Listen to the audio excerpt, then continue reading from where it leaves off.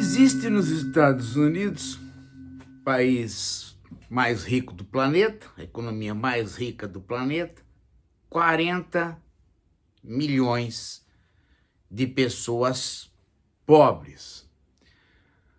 O critério de pobreza nos Estados Unidos não é, evidentemente, o nosso critério. Ele é um pouco mais alto. Mas ainda assim, você tem aí, né, uma população pobre dentro dos Estados Unidos, que é um país do tamanho da Argentina, 40 milhões de pessoas. Pensa bem. Então, o JB Natali, um jornalista já veterano, um pouco mais velho do que eu, ele fez um artigo na Folha de São Paulo sobre esta discussão nos Estados Unidos, numa rádio pública, levada adiante por um professor de filosofia política,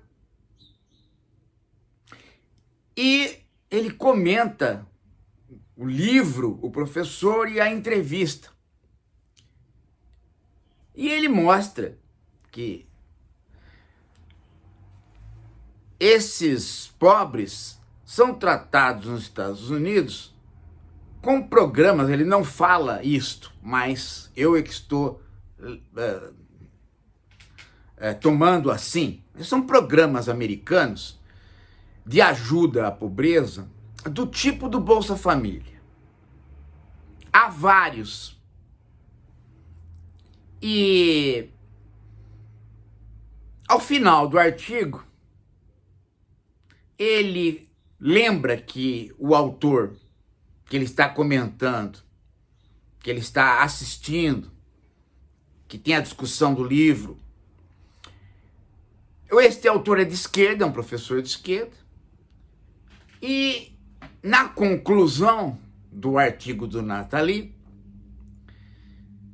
ele lembra que a rádio que está fazendo o programa não cai, ele diz, na resposta fácil de que foi o neoliberalismo que mantém, digamos assim, que prejudicou esses pobres, que o neoliberalismo é uma política que gerou esses pobres, porque estatisticamente foi no governo Reagan, o governo conservador e neoliberal, que mais se ampliou este dinheiro do Bolsa Família americano. E depois isso se repete também com uma maior ampliação no governo Trump. E aí ele termina o artigo. Eu não sei como foi a discussão do professor americano, como a rádio abordou. Eu só sei desta reportagem do Natali. Agora, a maneira como ele termina o artigo é que é estranho. Por quê? Porque este Bolsa Família americano, diferente do nosso Bolsa Família, ele não foi instituído para tirar as pessoas da pobreza, como foi o nosso. Ele foi instituído já esperando que as pessoas caíssem na pobreza. Essa é a diferença que o Natali não comentou. Não sei se no programa que ele assistiu houve esse comentário. A questão toda, gente, é que num país de economia crescente, num país de economia americana, a pobreza passou a se preocupar, né? Passou a ser uma preocupação logo no pós-guerra e depois nos anos 60, pelo Lyndon Johnson. E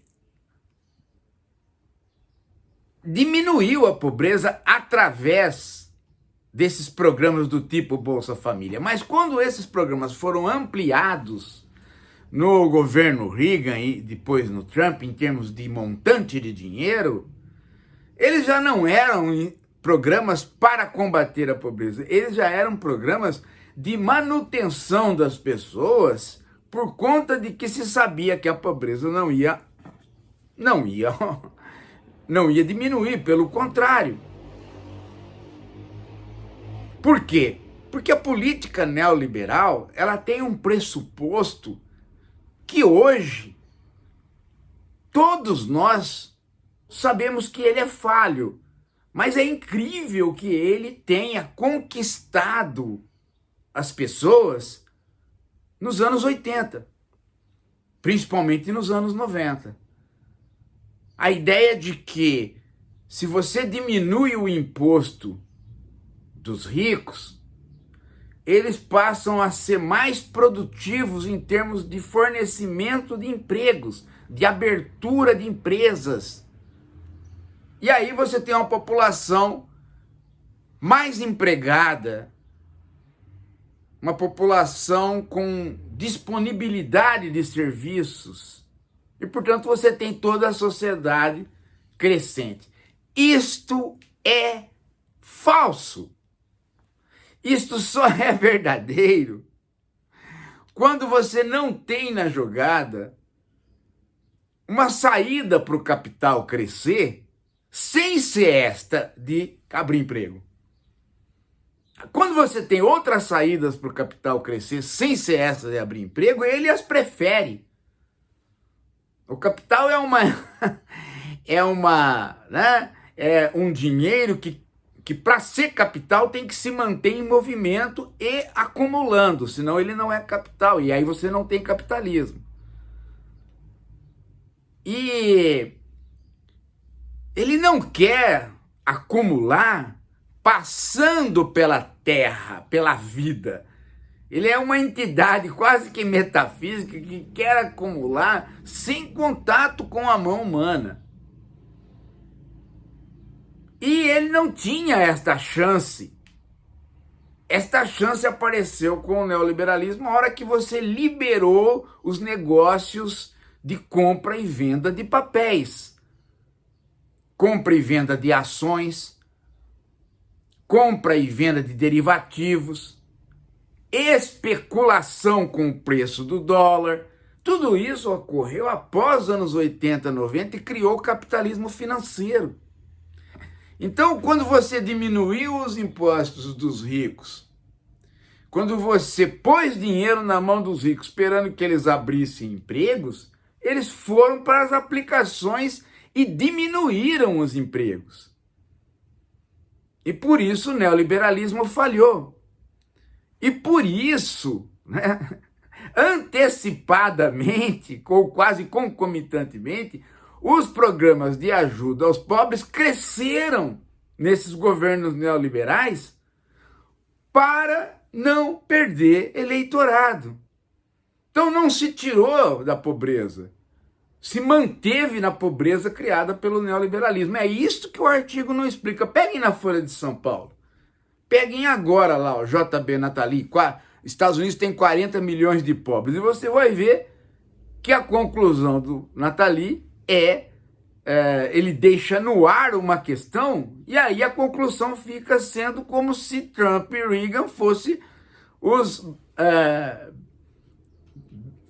digamos assim, os homens da política para os pobres. Sem contar, bom, agora isso ele diz no artigo, que esses programas de ajuda a pobres nos Estados Unidos são altamente falhos, porque eles são dinheiros do governo federal para os governos estaduais, e os governos estaduais fazem uma doação completamente arbitrária.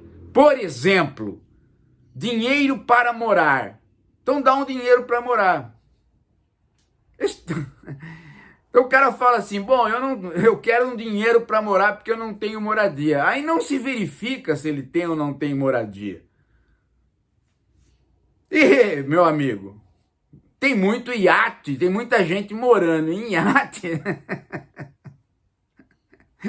né, através desse dinheiro. Então tem uma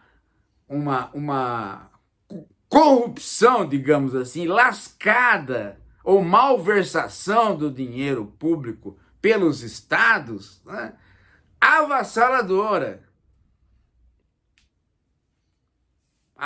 E além disso, né, trata-se de uma política que não tem nenhum objetivo senão sustentar o próprio neoliberalismo, que agora está capenga, porque os seus fundamentos, que eu acabei de dizer, não se sustentam e ninguém mais acredita nisso, a não ser meia dúzia de babacas da própria Folha de São Paulo ou de outros jornais que não se deram conta ainda da crise do neoliberalismo em 2008, a crise da Covid, não se deram conta ainda.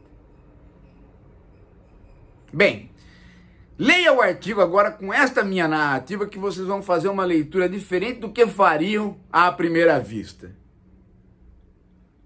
E aí vocês montam a narrativa de vocês. Tá? Deixa eu chamar a atenção de vocês para uma outra coisinha, que é o seguinte: eu fiz um artigo no meu blog, o giraldelli.org, ou giraldelli.online, ou giraldelli.pro.br. Você, qualquer um dessas URLs, você chega no mesmo lugar, que é um artigo sobre estarmos juntos.